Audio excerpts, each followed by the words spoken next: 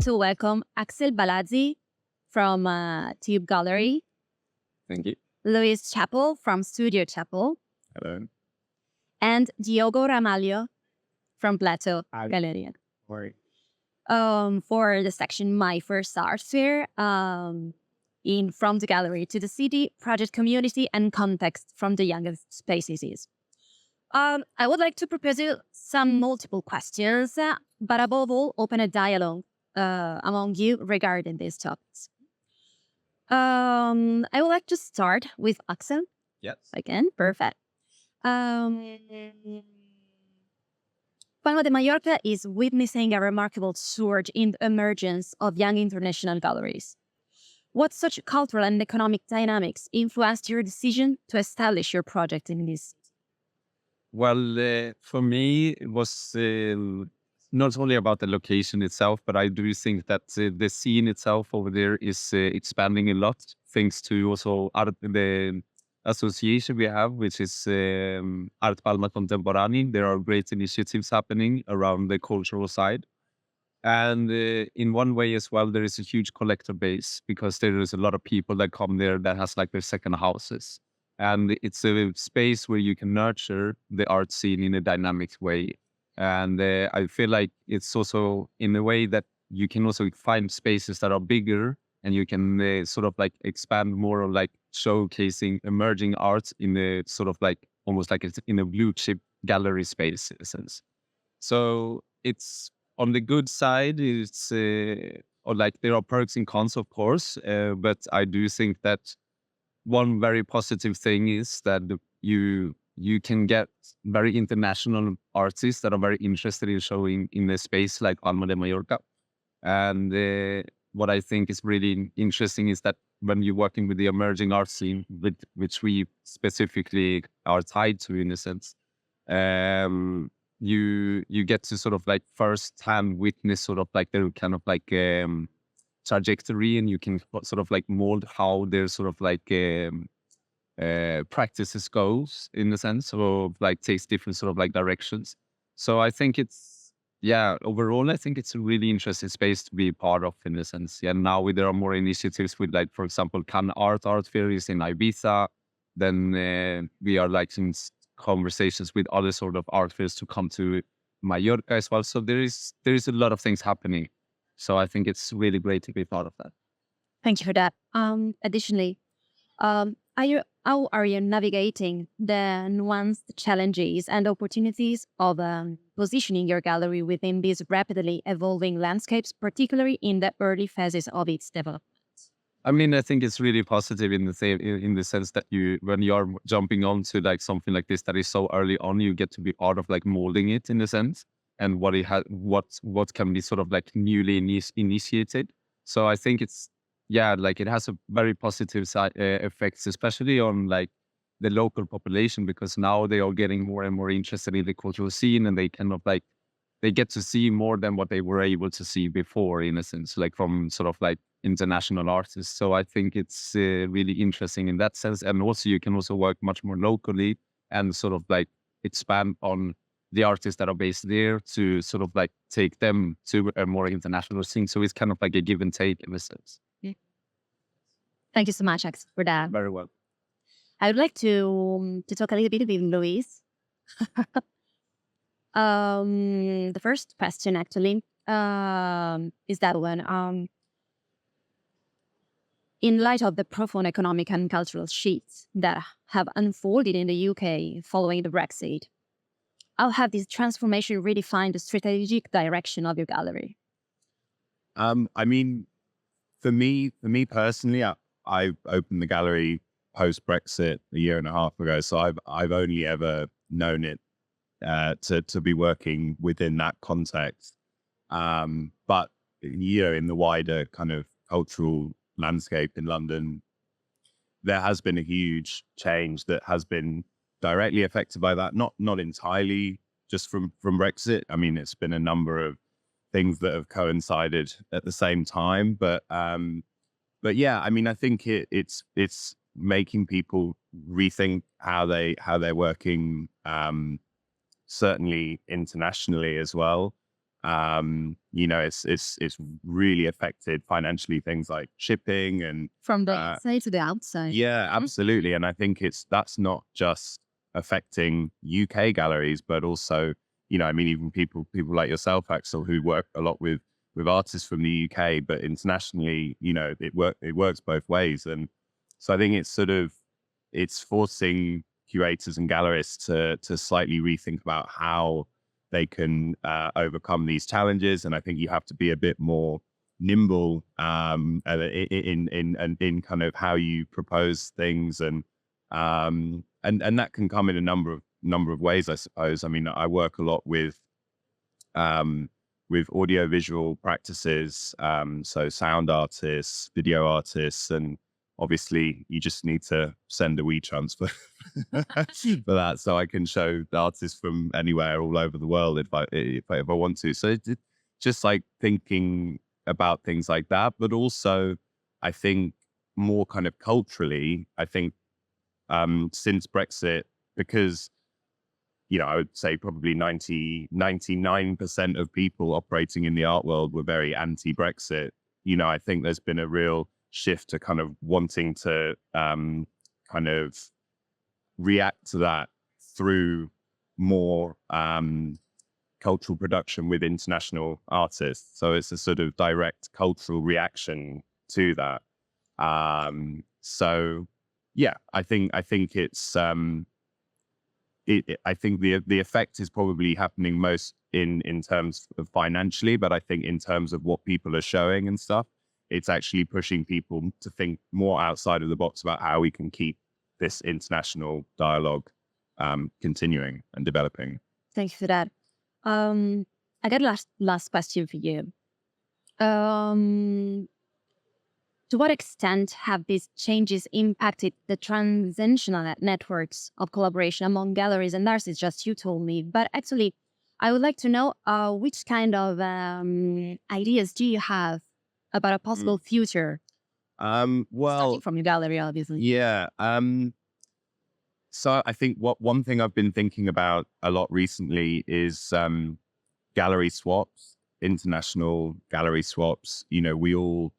We all have space in our respective cities, and particularly in somewhere like London, that's a very valuable thing. And I think rather than, I mean, I love, being able to be here and do this art fair is fantastic and a great way to get on the international stage. But sometimes it's not, financially viable to do lots of art fairs. And but if you can build relationships with other galleries and say, look, do you want to come and do a show in my space? And then I'll come and do a show in your space. Maybe we can time it with our respective art weeks, or we can do group shows with sets of our own, half of artists each. Not only is that beneficial for the galleries and accessing new markets, and you're coming straight into an already pre-built client database, which is, but it's also great for the artists to be able to do that. And I actually had, just when I was at the airport coming out here, I got an email from a project space in Sao Paulo who was wanting to initiate something exactly like this. So it was like there on my mind, and then suddenly it was in front of me. So I think, hopefully we can get that underway from next year. Yeah. Fantastic. Thank you so much, Luis, for that. So let's go with Diogo. The first question, sorry, for you is that one. The ongoing economic turmoil in Portugal, coupled with the escalating housing crisis, presents significant challenges for the sustainability of emerging galleries, for sure. Not only in Portugal, obviously. Are you navigating these obstacles in your pursuit of advancing your gallery project? My Plato, I had a different challenge. So I moved out of Lisbon 3 years ago, and I moved to the countryside. Évora is 1 hour from Lisbon. So I had a challenge to create something where there wasn't nothing. There was even a gallery, there was no art scene. So my thing was, in a way, educational. And and I wanted to create from scratch something in an art scene in a place that's going to be the European capital of culture in 2027. Which kind of audience do you have in here? Well, mainly from Lisbon, of course, but I'm starting to build an audience from people all over, from around Évora, that start to go there and start to see what it's like contemporary art. So I also work with an artist in residence program. So I'm starting to shape these things from scratch with a gallery. And at the same time, have some kind of international presence, a digital one too, collaborate with other places. Do you find difficult just entering this kind of territory with your gallery or? No, I think it's easy. I think it's easy today. It's so easy to collaborate between cities inside Portugal, for example, or countries as well. I think our generation is it can connect well with others, and in that sense, doing collaborations and partnerships is easy. Okay, thank you for that. I got a last question for you, and after a question for all of you. This last question for you, it's a little bit, it's super interesting in a sort kind of way. In a market where the visibility of Portuguese artists remains constrained, how do you aim to address their marginalization, particularly given to the broader structural issues afflicting the local art scene? Well, first, for example, an opportunity like SWAB is a great opportunity to showcase Portuguese artists outside Portugal. But still, there's a lot of work to do inside Portugal to promote the Portuguese artists. So I'm starting to promote them inside Portugal and slowly and step by step bring them outside. Also collaborating. Luis told about swapping. That's the other question. If you do have some collaborations in mind, or yeah, I had, for example, I had one in Poland last year. For example, I do a lot of collaborations inside Portugal between galleries from Porto and Lisbon. Also, and let's see, yeah. Thank you very much. Thank you so much for that, Diogo. The last question for all. In light of the volatile and ever-evolving dynamics of both local and global art markets, how do you foresee the trajectory of your galleries evolving in the coming years, and what strategies are you developing to remain adaptable and resilient in this shifting landscape? I think you need to be very open for the different sort of collaborations, to be honest. I think it's kind of like the art scene is starting to become more democratized and more open for different collaborations.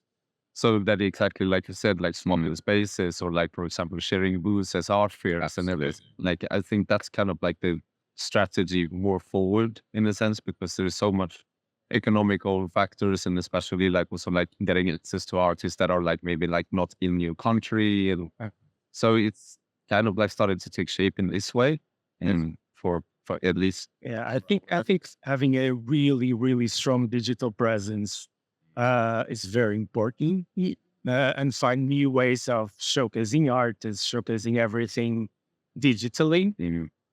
That's very important too. Yeah, I think, and also like on that point of collaboration, I think it also can't just come from galleries that are all at the same level. I think it's a lot easier for for us three to recognize how we could instantly collaborate. We're all kind of on a similar level and a similar trajectory, and that's fantastic. And I think what needs to also be taken from that is much bigger galleries. Obviously there's just a sort of history of artists poaching and taking artists for global representation from smaller galleries. And I think in the past couple of years, there's actually started to be a bit of a shift in things like dual representation, where a mega gallery like White Cube or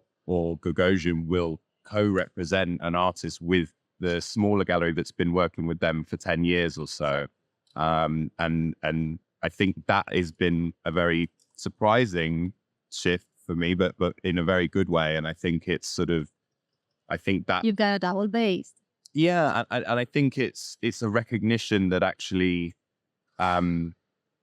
financial and economic strength is not the only thing that galleries can offer and that artists want. And I think to be able to combine that with where you have, a gallery that's more like family to the artist and that has been there and nurtured them, but then also have the presence of an organization that has the global reach and funding to really propel the artist's career. To have both of those working together, I mean, that's, I think, is key. I think Definitely, you see that happening more and more. exactly. Yeah, Hannah Barry Gallery. I mean, they absolutely. Yeah, I think it's definitely a model that is starting to like evolve more, and it's especially for younger galleries to find this collaboration with some maybe like I said, like on our level to working together, but even like aiming for something that is maybe like 3 or 5 steps ahead of you is also really good, because then you propel exactly that, like you start going forward in another way. And of course, also like it's also interesting to find galleries that work with similar sort of like projects Absolutely. or artists and everything, because then collaboration makes sense. You need to study each other's art program and make sure that, okay, this can really work. So in that sense, in which way do you think the territory is important? If you can just be located wherever you want to, so to collaborate, to talk to each other, so. And you just used a super interesting and important word, that is education. Yeah. For me, it's key to the territory. For me, has this educational aspect because I'm studying something new there, and I'm just trying to see where it goes. For example, yeah. But my plan for next 3 years is to open the second location in Portugal, for example. So let's see what happens. Okay. Thank you so much for that. Would you like to tell me I- something more? I think, I think like the concept of space is like is one that like obviously is very, on a surface level tied to like what a gallery is. But I think in terms of thinking about location and how you can extract from that, I think there are many ways to kind of have presence as a brand, for lack of a better word, like moving around everywhere, even beyond, art, like visual art. I work quite a lot with music and things like that. And one way that I think that I feel that I could enter into other spaces with the gallery is through that. So if I'm not necessarily doing like an art fair booth, maybe I can, organize a party or an event for them, and you still kind of exist within that network, and you can still build contact Communities. exactly. So I think it's like, and also the digital is its own location. How I mean, so many curators and dealers and galleries that are existing only online. So I think space, it's not, I think it's not essential to tie the project of a gallery to like, necessarily one physical specific space. Yeah. Perfect. Thank you so much, guys, for that. And see you soon. Thank you. Thank you very much.